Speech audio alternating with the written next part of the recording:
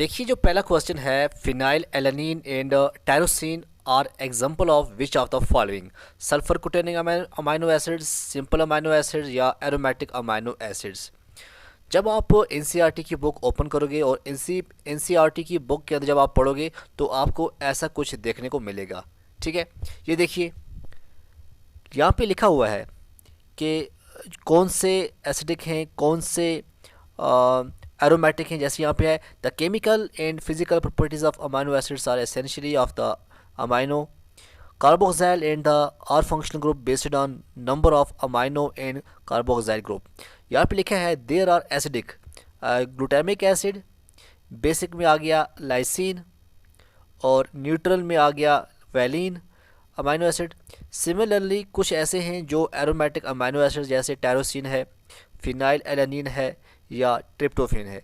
तो यहाँ से आपको समझ आया होगा कि ये एनसीईआरटी की बुक्स से ये क्वेश्चन जो है पहला क्वेश्चन यहाँ पे लिया है। ठीक है, इसी तरह से मैं दिखाऊंगा क्वेश्चन नंबर जो दूसरा जो पूछा गया है एग्जाम के अंदर, वो क्वेश्चन क्या है देखते हैं हम।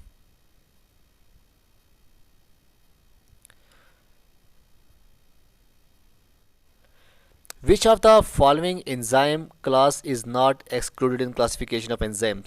जब आप classification of enzyme देखते हैं तो वहाँ आपको इसका आंसर जो है easily मिल जाता है। ठीक है, यहाँ पे है classification and nomenclature of enzyme, ये NCERT बुक के अंदर मेंशन है, आप देख सकते हैं। यहाँ पे है ऑक्सीडो रिडक्टेसिस डिहाइड्रोजिनेसिस, पहला यहाँ पे लिखा हुआ है। दूसरा आता है ट्रांसफेरेसिस, वो भी आपके सामने है। तीसरा आता है हाइड्रोलिसिस, हाइड्रोलिसिस भी जो है आपके सामने दिया गया है। फिर है लियासिस, ये भी आपके सामने दिया गया है। फिर है आइसोमेरेसिस। तो यहाँ से इस क्वेश्चन का आंसर आप आराम से इजली, ये बायोमॉलिक्यूल्स जो चैप्टर का नाम है वहाँ से ये क्वेश्चन जो है डाला गया है। ठीक है, नेक्स्ट क्वेश्चन हम देखते हैं। नेक्स्ट क्वेश्चन है any attribute of an organisms that enables it to survive and reproduce in its habitat is. देखते हैं ये क्वेश्चन कहाँ से है। देखिए ये जो क्वेश्चन है, ऑप्शंस आपके सामने, एडॉप्टेशन, माइग्रेशन, म्यूटेशन। जैसे आप एडॉप्टेशन पढ़ोगे एनसीईआरटी के अंदर पेज नंबर 2 to 5, वहाँ पे लिखा हुआ है, यहाँ आप पढ़ोगे adaptations, we can say that adaptation is any attribute of the organisms morphologically, physiologically and behaviorally that enables the organism to survive and reproduce in its habitat। तो यहाँ से क्वेश्चन जो है आंसर यहाँ आपको मिल सकता है। बिल्कुल ये एनसीईआरटी से ही लिया गया है और जब आप एडाप्टेशंस यहाँ पर पढ़ेंगे तो आपको आंसर जो है इजली मिल जाएगा। ओके, नेक्स्ट क्वेश्चन क्या पूछा गया है असिस्टेंट प्रोफेसर के एग्जाम के अंदर, हम देखते हैं। ठीक है, देखिए next question, read to statement A and B carefully, और आपको बताना है guttation is loss of water from leaves in liquid form, high root pressure is responsible for pushing some water to सब। अब देखो यहाँ पे बताना आपको क्या सही है क्या गलत है। ठीक है ना, अब आपको देखने की ज़रूरत है एनसीईआरटी, तब जाके आप इसका जो है आंसर दे पाएंगे। देखिए कहाँ से है, जब आप वाटर मूवमेंट आप ए प्लांट पढ़ते हैं, यहाँ पे ये भी एनसीईआरटी से लिया गया है, आप सामने देख सकते हैं एनसीईआरटी का फोटो। रूट प्रेशर यहाँ पे लिखा हुआ है, रूट प्रेशर क्या होता है? Okay, as various ions from the soil are actively transported into the vascular tissue of the root. अब इसमें क्या होता है, जो वाटर है वो follows potential gradient and increase the pressure inside the xylem. Positive pressure जो है उसे कहा जाता है root pressure and can be responsible for pushing up water to small heights in the stem. तो यहाँ से आप देख सकते हैं ये जो आंसर है ये रूट प्रेशर का यहाँ से लिया गया है। उसके बाद यहाँ पे है गटेशन। जब गटेशन की बात होगी तो यहाँ ऊपर से आप पढ़ोगे कि effects of root pressure is also observable at night and early morning when evaporation is low and excess water collects in the form of droplets around special openings or veins near the tip of grass blades and leaves of many herbaceous pots. Such water loss in its liquid phase is known as guttation। तो यहाँ से आपको इसका answer मिल गया होगा। जिस तरह से आप देख रहे हैं कि कहाँ से किस तरह से एनसीईआरटी बेस्ड क्वेश्चन जो हैं वो असिस्टेंट प्रोफेसर के एग्जाम के अंदर पूछे गए हैं। नेक्स्ट है the air prevention and control of pollution act came into force in 1986, 1988, 1981, 1980। दूसरा है the Montreal protocol was formulated to curtail emission of which of the following। अब देखो ये जो दो क्वेश्चन हैं आगे पीछे ये एक ही पेज से लिए गए हैं। आप एनसीईआरटी के देखो एक ही जो वहाँ पे इन्वायरमेंटल पोल्यूशन का वहाँ पे जो है ये जैसे यहाँ पे है। In India the air prevention and control of pollution act came into force इन 1981 और अमेंड कब हुआ था 1987। एनसीईआरटी से मैंने ये लिया है फोटो, आप देख सकते हैं एनसीईआरटी का खोल के वहाँ पे जो इन्वायरमेंट का जो चैप्टर है वहाँ पे आपको ये मिल सकता है। इसी तरह से दूसरा जो है मॉन्ट्रियल, यहाँ पे नीचे आप दूसरा जब पेज देखोगे इसके अंदर हमने बताया है कि जो मॉन्ट्रियल है मॉन्ट्रियल प्रोटोकॉल जो है कहाँ से लिया गया है। दोनों जो है एनसीईआरटी से लिए गए हैं और मॉन्ट्रियल प्रोटोकॉल क्या है कहाँ पे है ये थोड़ा हम देखते हैं। ठीक है, ये देखिए ये जो degradation by improper resource utilisation इससे पहले आप देख सकते हैं जो मॉन्ट्रियल प्रोटोकॉल है recognising the deleterious effect of ozone depletion an international treaty हुई थी जिसको हम कहते हैं Montreal Protocol, signed at Montreal Canada के अंदर और 1987 में हुआ था। 1989 में ये इफेक्टिव हुआ। तो ये भी आपके एनसीईआरटी से क्वेश्चन लिया गया है। ओके, ये क्वेश्चन भी आपका जो है एनसीईआरटी से लिया गया है। ठीक है, नेक्स्ट देखते हैं हम।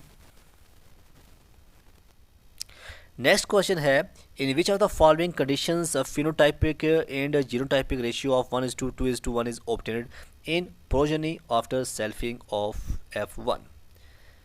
देखिए ये क्वेश्चन जो है कहाँ से लिया गया है। ओके, देखते हैं।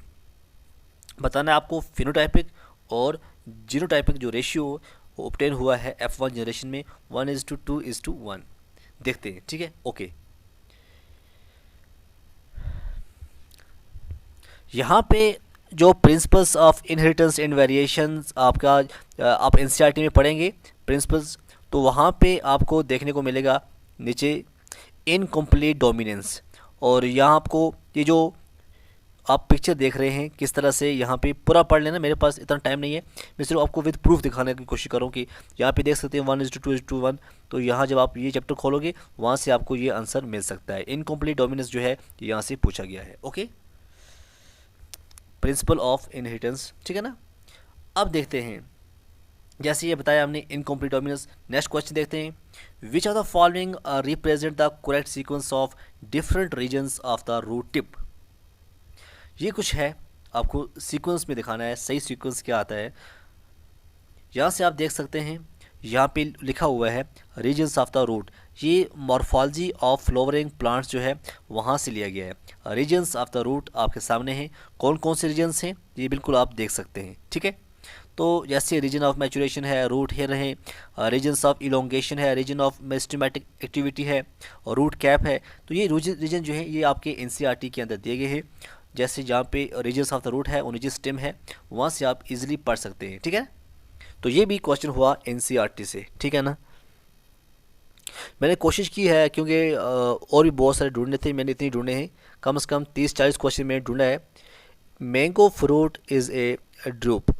अब ड्रूप डेवलप होता है from mono carpellary superior ovary. तो क्या दोनों सही हैं, क्या दोनों गलत हैं, ये हम आपको दिखाते हैं। एनसीईआरटी की जो ये पेज है यहाँ से आपका कन्फ्यूजन जो है वो दूर हो जाएगा। ठीक है, देखिए पार्ट्स ऑफ फ्रूट मैंगो, यहाँ पे आप देख सकते हैं। दूसरा है कोकोनट और सीड, जैसे स्ट्रक्चर ऑफ डाइकोटिलडॉन सीड्स है। ओके, तो जब आप ये पेज एनसीईआरटी का यहाँ से लोगे तो वहाँ पे आपको पता चल जाएगा इसके बारे में जो एग्ज़ाम के अंदर पूछा गया है। यहाँ पे बिल्कुल आप देख सकते हैं एपिकॉप, मिसोकॉप सीड कहाँ होता है, इंडोकॉप कहाँ होता है, ये इसके पार्ट्स हैं। ठीक है ना, तो ये यहाँ पे सीड्स के बारे में आप जानना चाहते हो, सीड्स के बारे में यहाँ लिखा हुआ है। उसके बाद एक क्वेश्चन और आएगा, वो आएगा स्ट्रक्चर ऑफ ए डाइकोटिलडॉन सीड्स। तो इससे भी क्वेश्चन जो है एग्ज़ाम के अंदर पूछा गया है। तो यहाँ पे आप देख सकते हैं, अच्छी तरह से पढ़ सकते हैं। ये पेज नंबर 186 है, तो वहाँ पे आपको आराम से मिल जाएगा। जब आप फिगर 5.13 है इस एनसीईआरटी की, जो मैंने पीडीएफ डाउनलोड किया है। मे बी दूसरी जो होती है ऑफलाइन जो मिलती है या जिनके पास पुरानी होगी, बट ये जो है सिलेबस, यही जो सिलेबस है नीट का जो बच्चे प्रिपेयर कर रहे हैं, यहाँ ही से बच्चों को यहाँ सब कुछ मिल रहा है, ठीक है ना। पूरा मेंशन है। जब हम स्ट्रक्चर की बात करेंगे डाइकोटिलीडॉन सीड के अंदर, वहाँ पे ऊपर आप आराम से पढ़ सकते हैं, द आउटर कवरिंग जो होती है seed is the seed coat होता है, और seed coat has two layer, एक होता है outer testa and the inner होता है टिगमेन। तो जो हिलियम होता है ये is a scar on the seed coat through which the developing seeds were attached to the fruit. तो यहाँ आप पढ़ोगे पूरा, ये अच्छी तरह से पढ़ोगे, आपको वहाँ पे पेज नंबर 76, मुझे अभी याद आ रहा है, वहाँ पे पेज नंबर 76 है, तो वहाँ से आप पढ़ सकते हैं एनसीईआरटी के अंदर द फ्रूट के बारे में, तो आप यहाँ पे उसका आपको आंसर मिल सकता है। तो अभी आपको मैंने बताया ये जो क्वेश्चन था, the scar on the seed coat through which developed seeds were attached to the fruit is, जो फ्रूट है पेज नंबर 76 के आप पढ़ सकते हैं एनसीईआरटी के अंदर, वहाँ पे लिखा हुआ है इसका आंसर क्या है, ठीक है। इसी तरह से नेक्स्ट क्वेश्चन है, ये जो फ्लोरल फार्मूला है, ये फ्लोरल फार्मूला अच्छी तरह से देखिएगा और बताइएगा ये कौन सी फैमिली से बिलोंग करता है। देखिए इसका आंसर कहाँ पे है, ये देख सकते हैं। जब आप मॉर्फोलॉजी ऑफ फ्लोरिंग प्लांट्स पढ़ोगे, उसके अंदर जो लिलेसिया है, lily family, commonly called the lily family, इसके अंदर आप देखोगे ये फार्मूला बिल्कुल है या नहीं है। तो फैमिली आपके अंदर कौन सी आ गई, लिलेसिया, और ये आपको फ्लोरल फार्मूला यहाँ पे मिल जाएगा, ठीक है। Match the following and mark the correct options, ये आपके पास ए है, बी है। Chromosome theory of inheritance, law of segregation, cell theory, semi conservative nature of DNA, ये सभी आपको मिलेंगे कहाँ पे, ये आपको मिल सकते हैं एनसीईआरटी के अंदर। जैसे कुछ मैं दिखाता हूँ आपको, ठीक है। जब आप मॉलिक्यूलर बेसिस ऑफ इनहेरिटेंस पढ़ते हैं, तो यहाँ पे यहाँ पे आपके सामने है, यहाँ पे जिस तरह से आप ये देखोगे, जिस तरह से मेसेल्सन एंड स्टैनल एक्सपेरिमेंट जो है, और इसके अंदर पूरा कुछ लिखा हुआ है, ठीक है।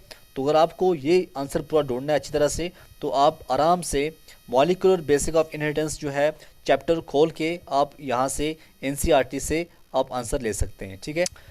Which of the following statements are true about histones, histones के बारे में आपको बताना है कौन सी स्टेटमेंट करेक्ट है। They help in coiling of DNA, they are rich in arginine and lysine, they are acidic proteins, H2A binds to linker DNA. तो क्या कुछ है, मैं आपको बताता हूँ ये कहाँ से लिया गया है। ये देखिए मॉलिक्यूलर बेसिस ऑफ इनहेरिटेंस आपके सामने है, यहाँ पे है packaging of DNA helix. Packaging of DNA helix के अंदर आप पढ़ लोगे कि किस तरह से हिस्टोन क्या होते हैं, हिस्टोन ओक्टामर किसे कहते हैं, न्यूक्लियोसोम क्या होते हैं, क्रोमेटिन क्या होते हैं। जब आप यहाँ से पढ़ लोगे पैकिंग ऑफ डीएनए हेलिक्स, या आप मॉलिक्यूलर बेसिस ऑफ इनहेरिटेंस के अच्छी तरह से आप डीएनए के बारे में पढ़ोगे, तो आपको इसका आंसर जो है इजीली मिल जाएगा। तो ये समझो आप, ये क्वेश्चन जो है ये भी एनसीईआरटी बेस्ड है और एनसीईआरटी से लिया गया है, okay. Which of the following is also known as peat moss, peat moss किसे कहा जाता है, अब देखते हैं ये कहाँ पे है, ठीक है। देखिए जैसे यहाँ पे है प्लांट किंगडम, प्लांट किंगडम के अंदर जब आप ब्रायोफाइट्स पढ़ोगे, जैसे यहाँ पे लिखा हुआ है, सिंपली आप देख सकते हैं bryophytes are also called amphibians of the plant kingdom, यहाँ पे लिखा हुआ है ना। तो because these plants can live in soil but are depend on water of sexual. तो यहाँ हम आगे जब जाओगे, पढ़ते पढ़ते जब आगे की तरफ जाओगे, यहाँ पे आपको इसका आंसर मिल जाएगा, क्योंकि जो ब्रोफाइट्स होते हैं general are of little economic importance but some mosses provide food for herbaceous mammals, birds, other animals। और स्पीशीज़ जो यहाँ पे लिखी हुई है स्फैगनम, ये एक मॉस है जो प्रोवाइड करता है पीट, that have long been used as fuel and as packing material for transshipment of living materials because of their capacity to hold water। तो यहाँ आप समझ सकते हैं कि पीट मॉस कैसे कहा जाता है। जो स्फैगनम है ये आपको एनसीईआरटी के अंदर जो आपने पढ़ा होगा प्लांट किंगडम, वहाँ से ये क्वेश्चन लिया गया है। तो यहाँ पे ये हो गया आपका स्फैगनम वाला क्वेश्चन आंसर आपको मिल गया। और नीचे लिखा हुआ है which of the following help in bacterial respiration. देखिए बैक्टीरियल रिस्पायरेशन के बारे में कहाँ पे लिखा हुआ है। देखिए जब आप सेल इन्वेलोप इन इट्स मॉडिफिकेशन पढ़ोगे, ठीक है ना। यहाँ पे जैसे है ग्राम पॉजिटिव और ग्राम नेगेटिव बैक्टीरिया के बारे में, तो यहाँ पे आप यहाँ पढ़ लो। Special membranous structure is the mesosomes which is formed by the extension of plasma membrane into the cell. These extensions are in the form of vesicles, tubules and lamella. They help in cell wall, sorry, तो they help in cell wall formation, DNA replication and distribution to daughter cells. They also help in respiration secretion process. तो यहाँ पे लिखा है respiration के अंदर secretion process के अंदर to increase the surface area of the plasma membrane. तो the unit of life जो है cell, the unit of life जो है वहाँ पे ये आपको मेंशन किया गया है, ठीक है। Bryophytes are known as amphibians of plant kingdom. अभी मैंने आपको बताया कि जो प्लांट किंगडम के अंदर ब्रायोफाइट्स है, ब्रायोफाइट से ये क्वेश्चन लिया गया है। अभी हमने पढ़ा था कि जो ब्रायोफाइट्स हैं इनको कहा जाता है amphibians of the plant kingdom because these plant can live in soil but are dependent on water for sexual reproduction. They usually occurs in dams, humus and shaded localities. तो वाटर किसके लिए होता है? इसके लिए रिप्रोडक्शन के लिए। तो ये भी बड़ा इंपॉर्टेंट है, ठीक है। तो ये वहाँ से क्वेश्चन आया था। इसी तरह से यहाँ पे आप देख सकते हैं नेक्स्ट क्वेश्चन जो है, which of the following statement is not true about genetic code. देखिए यहाँ पे लिखा है it is universal, it is degenerate, it is punctuated, some codes have dual function. ये देखिए ये क्वेश्चन कहाँ से, जैसे यहाँ पे है टेबल 5.1 आपके एनसीईआरटी के अंदर दिया गया है, the codons for the various amino acids, ये आपके सामने है। और यहाँ पे साइलेंट फीचर्स जेनेटिक कोड्स की आप देख सकते हैं। जैसे यहाँ पे है द कोडॉन इज़ क्या होता है, ट्रिपलेट होता है, 61 कोडॉन्स होते हैं। Some amino acids are coded by more than 1 codon, लिखा है यहाँ पे, ठीक। Some amino acids are coded by more than 1 codons, उन्हें कहा जाता है degenerates. The codons is read in mRNA in a continuous fashions. फिर है the codes is nearly universal, AUG has dual function, it codes for methionine. तो यहाँ से आप जब इसके आप जनरल फीचर पढ़ेंगे तो आपके लिए आपका आसान हो जाएगा वो आंसर देना, ठीक है। यहाँ पे क्वेश्चन है the 2 commonly used host in human genome were. तो जब साइलेंट फीचर्स आप पढ़ोगे पेज नंबर 120 आप देख लेना एनसीईआरटी के अंदर, ठीक है। वो बेसिस ऑफ इनहेरिटेंस जो है मॉलिक्यूलर बेसिस ऑफ इनहेरिटेंस, वहाँ पे इसको आपको से नंबर ठहरो में दिखाता हूँ। ये देखिए 5.9.1 salient features of human genome क्या क्या होते हैं। The human genome contains 3164.7 million BP। The average gene consist of 3000 basis. तो यहाँ पे आप सब कुछ पढ़ सकते हैं। तो यहाँ पे आपको आंसर मिल सकता है जब आप ये पढ़ोगे less than 2% of the genome codes for proteins. Repeated sequence make a very large portion of the human genome.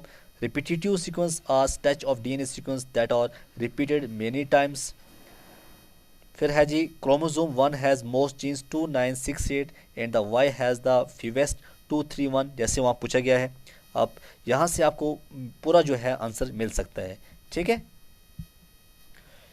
In the name of restriction enzyme EcoRI और रिप्रेजेंट द। अब देखो आर क्या रिप्रेजेंट करता है, ये जो क्वेश्चन आया है ये एनसीईआरटी के कहाँ से आया है, ये आया है प्रिंसिपल्स एंड प्रोसेस जो आपने पढ़ा होगा tools of recombinant DNA technology के अंदर आता है 11.2.1 एक रिस्ट्रिक्शन एंजाइम। रिस्ट्रिक्शन एंजाइम के अंदर आपको देखने को मिलेगा। चलो मैं दिखाता हूँ आपको।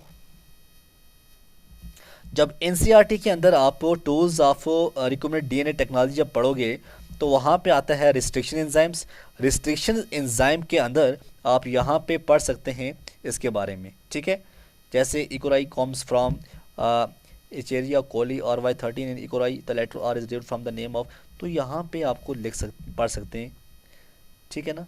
ये यहाँ पे आपको मिल सकता है रिस्ट्रिक्शन एंजाइम। जब आप पढ़ोगे वहाँ पे आपको इसका आंसर मिलेगा। यहाँ पे लिखा हुआ है name of strain, Roman number following the name indicate the order in which the enzymes were isolated from the strain of bacteria. Restriction enzymes belong to a large class of enzymes called nucleases. These are of two kinds, exonucleases and endonucleases. तो यहाँ पे इसका answer आप देख लिया। तो ये जो क्वेश्चन है रिस्ट्रिक्शंस एंजाइम से लिया गया है। फिर ये क्वेश्चन है आपके सामने है, which chromosome in the human genome has the maximum number of genes? X chromosome, chromosome 1, Y chromosome, chromosome B. ये आपने ह्यूमन जीनोम जब पढ़ोगे वहाँ पे आपको मैंने अभी बताया भी कि ये क्वेश्चन वहाँ से आया हुआ है, ठीक है। मॉलिक्यूलर बेसिस ऑफ इनहेरिटेंस की अगर हम बात करें, वहाँ पे ये जो लिखा हुआ है, the commonly used host were bacteria and yeast and the vectors were called as BAC bacterial artificial chromosome and YAC yeast artificial chromosome। यहाँ से भी एक क्वेश्चन वहाँ पे पूछा गया था, ठीक है ना। तो अब मसला यह है कि अगर JKPSC ने सिलेबस निकाला हुआ है और JKPSC का जो सिलेबस होता है ये NCERT बेस्ड होता नहीं है, ये उन लेक्चर्स के लिए होता है। मुझे लगता है ये पेपर जो है उन लेक्चर के लिए निकाला गया था जो लेक्चर्स पिछले 10 साल से 12 साल से 11-12 को नीट पढ़ाते हैं, क्योंकि इसमें से लगता नहीं है कोई भी बच्चा जो है जो CSIR नेट क्वालिफाई है या PID क्वालिफाई है कि वो इस एग्ज़ाम को क्रैक कर सकेगा। क्योंकि हमने देखा, उन चेहरों को भी देखा है जो चेहरे जो थे जिन्होंने 10+2 में पढ़ाया है लेक्चर्स को, लेक्चर बड़े खुश हैं। अब बाकी जो बच्चे हैं जिन्होंने पूरा फोकस किया था, बहुत डीप जाने की कोशिश नहीं की, बहुत ज़रा हाई लेवल का पढ़ा हुआ था, हाई लेवल पढ़ने वालों के लिए ये नाइंसाफ़ी हुई है। हालांकि जो चेयरमैन हैं, अगर चेयरमैन JKPSC के हैं, उनको जो जिम्मेवारी दी गई है पेपर जब निकालते हैं उसके ऊपर कम से कम एक टीम होनी चाहिए जो देखिए स्क्रीनिंग करे कि हाँ जी पेपर आपस में मिलता जुलता है, सिलेबस के अकॉर्डिंगली है, तब जाके ये इंसाफ मिल सकता है। क्योंकि ये गेस्टेड पोस्ट है असिस्टेंट प्रोफेसर की। अगर ऐसा होता रहा, अभी हमने सिर्फ बॉटनी का पेपर देखा है, अभी और पेपर हम एनालिसिस करेंगे, देखेंगे जूलॉजी के अंदर क्या हाल है, बाकी जो सब्जेक्ट है उनके अंदर क्या हाल है। क्योंकि टाइम बड़ा कम था, मैंने कुछ बहुत कोशिश की है जानने की कि किस तरह से क्वेश्चन जो है कहाँ से आए हुए हैं। तो मैक्सिमम क्वेश्चन जो हैं वो नीट बेस्ड क्वेश्चन जो हैं वो पूछे गए हैं। हालांकि जो सिलेबस है वो NCERT बेस्ड नहीं होता है, बल्कि वो CSIR नेट सेट लेवल होता है। हाँ, इवन अगर 4-5 क्वेश्चन आ भी गए, 10 क्वेश्चन भी आ गए या 20 क्वेश्चन भी आ गए, कोई बड़ी बात नहीं है। लेकिन यहाँ पे जो मैक्सिमम क्वेश्चन थे वो NCERT बेस्ड थे। वो नीट के जो पेपर जो होते हैं, अगर हम किसी नीट वाले को वहाँ भेजते, शायद मुझे लगता है वो 120 में से 120 क्वेश्चन अटैम्प्ट कर लेता। तो क्या फ़ायदा PhD करने का, CSIR नेट करने का, या फिर क्वालिफ़िकेशन जो है ऐसी क्वालिफ़िकेशन मेंशन नहीं करनी चाहिए। जब असिस्टेंट प्रोफेसर का एग्ज़ाम हो तो वहाँ पे सीधा लिखा होना चाहिए कि कोई भी है 10th पास, 11th पास, 12th पास, वो एलिजिबल है असिस्टेंट प्रोफेसर के लिए, ताकि कोई भी बच्चा जो है वो फॉर्म भर सके।